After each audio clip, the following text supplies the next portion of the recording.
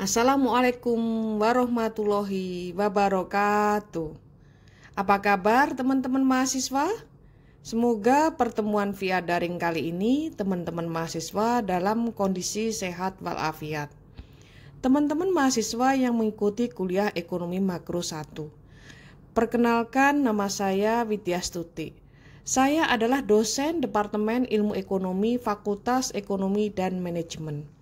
Pada hari ini saya akan menyampaikan materi bab 8 mengenai pertumbuhan ekonomi 2. Ingat ya teman-teman mahasiswa bahwa teori Solo ini menjadi dasar bagi teori pertumbuhan ekonomi lainnya seperti teori RCK, Ramsey, Cash, dan Kopman, Diamond Model, teori pertumbuhan endogen, teori Solo Growth Model untuk human capital, dan juga bahkan learning by doing. Saya akan recall kembali mengenai pertemuan sebelum UTS. Bab 3, kita telah membahas determinan penting produksi barang dan jasa, yaitu modal, tenaga kerja, dan teknologi. Bab 7 juga kita telah membahas mengenai Solo Growth Model, di mana perubahan dalam tabungan dan investasi, serta perubahan angkatan kerja memengaruhi output dalam perekonomian. Kali ini kita akan membahas sumber pertumbuhan yang ketiga, yaitu teknologi. Variabel teknologi merupakan variabel eksogen yang berdampak pada peningkatan kemampuan masyarakat untuk memproduksi sepanjang waktu. Pada slide 2 kali ini, kita akan melihat perkembangan teknologi dalam model Solo. Kita recall kembali fungsi produksi awal kita, di mana Y adalah fungsi dari kapital dan tenaga kerja. Untuk memasukkan kemajuan teknologi, kini kita tulis fungsi produksi dengan efisiensi, di mana Y sama dengan fungsi dari K L kali E, di mana E adalah efisiensi tenaga kerja yang merefleksikan pengetahuan masyarakat tentang metode produksi. Contoh peningkatan metode produksi yang mana meningkatkan output dalam sektor pertanian adalah sebagai berikut. Misalnya, adanya metode produksi dengan memanfaatkan teknologi, yaitu penggunaan drone sprayer maupun alat penyiraman otomatis dengan menggunakan sensor pengatur suhu di sektor pertanian, di mana air disesuaikan dengan kebutuhan tanaman. Aplikasi alat penyiraman otomatis ini telah dilakukan oleh petani di Lembang untuk komoditas sayuran.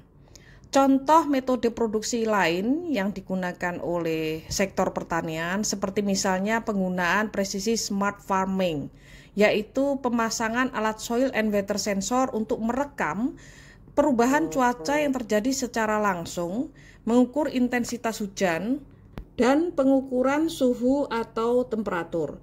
Tujuan pemasangan soil and weather sensor ini akan memberikan informasi secara real time, tepat, dan presisi kepada petani yang lahannya ada di sekitar alat tersebut.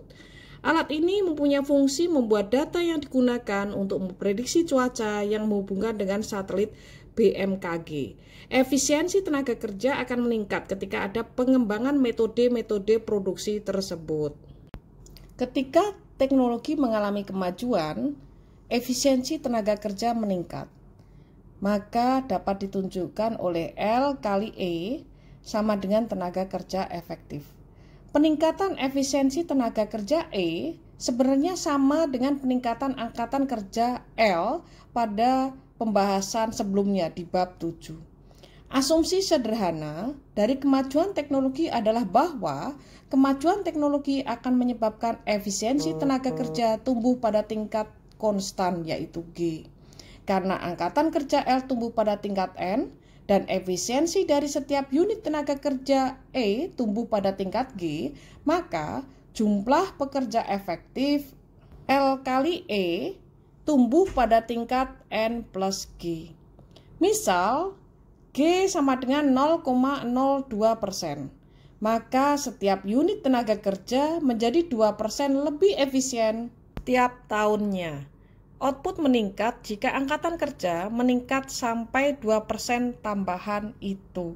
Bentuk kemajuan teknologi tersebut disebut dengan pengoptimalan tenaga kerja, dan G disebut tingkat kemajuan teknologi yang mengoptimalkan tenaga kerja, atau disebut dengan labor augmenting technological progress. Kemajuan teknologi sebagai pengoptimalan tenaga kerja dalam hal ini dianalogikan dengan pertumbuhan populasi atau angkatan kerja.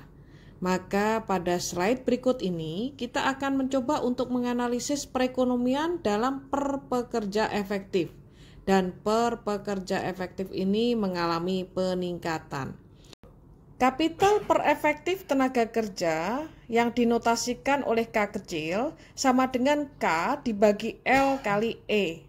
Sedangkan output per efektif tenaga kerja yang dinotasikan dengan Y kecil sama dengan Y dibagi L kali E. Maka Y fungsi dari K. Ingat bahwa sisi kanan maupun kiri sama-sama dibagi dengan L, maka Y besar dibagi L sama dengan Y kecil. Kemudian K besar dibagi dengan L sama dengan K kecil, dan L per L bisa delete ya, hilang. Maka Y sama dengan fungsi dari K. Evolusi dari K yaitu perubahan persediaan modal delta K sama dengan investasi dikurangi break even investment. Dapat dinotasikan delta K sama dengan SFK min depresiasi ditambah N plus G kali K. Depresiasi plus N plus G kali K adalah break even investment. Break even investment adalah banyaknya investasi yang harus dilakukan agar menjaga K pada tingkat yang sekarang. Mengapa K harus dijaga pada level tertentu? Itu pasti menjadi pertanyaan bagi teman-teman mahasiswa. Di sini K harus dijaga pada level tertentu karena kapital mengalami depresiasi. Selain itu, tenaga kerja dan teknologi mengalami pertumbuhan sebesar N dan G, sehingga harus diimbangi dengan pertumbuhan kapital. Slide berikut ini akan menjelaskan bagaimana dampak dari perkembangan teknologi. K adalah konstan pada saat steady state. Karena Y sama dengan fungsi K, output per efektif tenaga kerja juga konstan. Jika pertumbuhan efisiensi pada setiap aktual tenaga kerja sama dengan G, maka output per tenaga kerja atau Y per L sama dengan Y kali E yang tumbuh dengan tingkat G. Sedangkan total output Y besar sama dengan Y kecil kali dalam kurung E kali L yang tumbuh dengan tingkat N plus G. Dengan memasukkan perkembangan teknologi, memodifikasi kriteria kaidah Mas. Sekarang tingkat modal kaidah emas didefinisikan sebagai kondisi mapan yang memaksimalkan konsumsi per pekerja efektif. Berbeda pada bab sebelumnya, bab 7, yaitu memaksimalkan konsumsi per pekerja saja. Maka pada kondisi steady state per efektif tenaga kerja, C star sama dengan fungsi K star dikurangi dalam kurung depresiasi N plus G kali K star. Di sini tabungan yang tinggi mengarah ke tingkat pertumbuhan yang tinggi hanya jika kondisi mapan dicapai. Sekali perekonomian berada dalam kondisi mapan, tingkat pertumbuhan output per pekerja hanya bergantung pada tingkat kemajuan teknologi. Kita perhatikan slide berikut ini. Pada gambar tersebut terlihat bahwa kemajuan teknologi yang mengoptimalkan tenaga kerja pada tingkat G memiliki cara yang sama dengan pertumbuhan populasi pada tingkat N. Dalam hal ini K didefinisikan sebagai jumlah modal per pekerja efektif. Meningkatnya jumlah per pekerja efektif karena kemajuan teknologi cenderung mengurangi K. Dalam kondisi mapan, investasi, yaitu yang dinotasikan oleh SFK, mengofset penurunan K karena depresiasi, pertumbuhan populasi N, dan kemajuan teknologi G. Mari kita lanjutkan bagaimana kemajuan teknologi menjelaskan peningkatan standar hidup berkelanjutan. Konsumsi steady state yang dimaksimalkan atau maksimum konsumsi steady state sama dengan MPK sama dengan depresiasi ditambah N ditambah G. MPK dikurangi depresiasi sama dengan N plus G, di mana MPK dikurangi depresiasi adalah golden rule level of capital.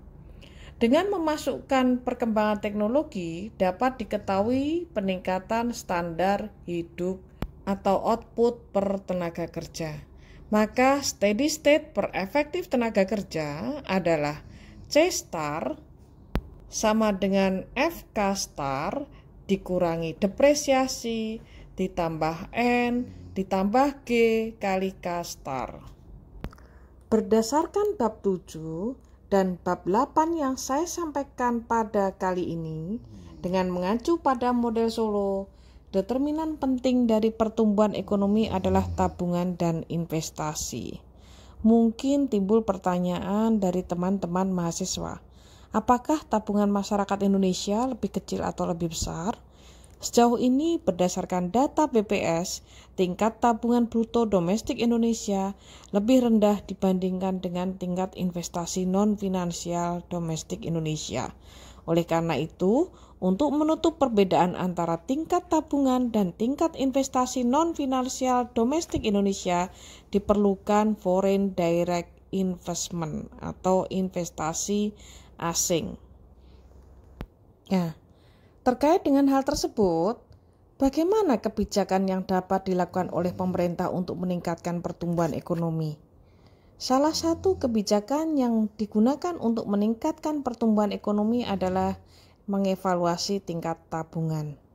Jika real GDP meningkat 3% per tahun, maka N plus G sama dengan 0,03. Berdasarkan fakta berikut ini, maka kita bisa perkirakan berapa nilai produk marginal neto untuk setiap unit modal. Apabila diketahui capital stock 2,5 kali GDP, penyusutan kapital 10% dari GDP, kemudian pendapatan kapital 30% dari GDP, maka dapat kita peroleh delta sama dengan 0,04, yaitu 0,1Y dibagi dengan 2,5Y. Kemudian MPK sama dengan 0,12, yaitu diperoleh dari 0,3Y dibagi dengan 2,5Y. Maka net MPK adalah MPK dikurangi depresiasi yaitu 0,08. Hal ini menunjukkan bahwa sekitar 4% dari persediaan modal akan terdepresiasi setiap tahun dan produk marginal modal kira-kira 12% per tahun. Maka produk marginal neto MPK dikurangi depresiasi sama dengan 8% per tahun. Artinya bahwa pertumbuhan modal lebih besar dari pertumbuhan rata-rata perekonomian. N plus G sama dengan 3%. Seperti fakta yang kita ketahui di atas. Sedangkan MPK-nya adalah 8%. Hal ini mencerminkan bahwa persediaan modal negara tersebut di bawah kaidah emas. Atau dengan kata lain, negara tersebut menabung dan menginvestasikan bagian yang lebih besar dari pendapatannya, sehingga perekonomian akan tumbuh jauh lebih cepat dan mencapai kondisi mapan yang tentunya juga berada pada konsumsi yang jauh lebih tinggi. Kebijakan yang lain untuk meningkatkan pertumbuhan ekonomi adalah mengubah tingkat tabungan.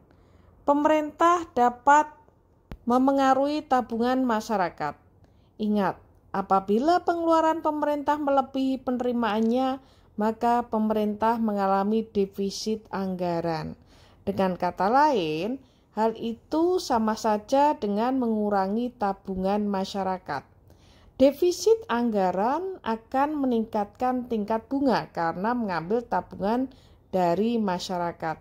Yang hal ini akan menyebabkan crowding out of investment.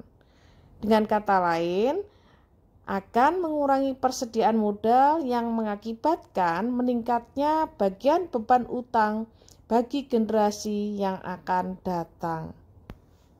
Sebaliknya, kalau surplus bagaimana? Tolong dianalisis ya. Kebijakan lain untuk meningkatkan pertumbuhan ekonomi adalah mengalokasikan investasi perekonomian. Investasi tidak hanya berupa infrastruktur, tapi juga investasi sumber daya manusia.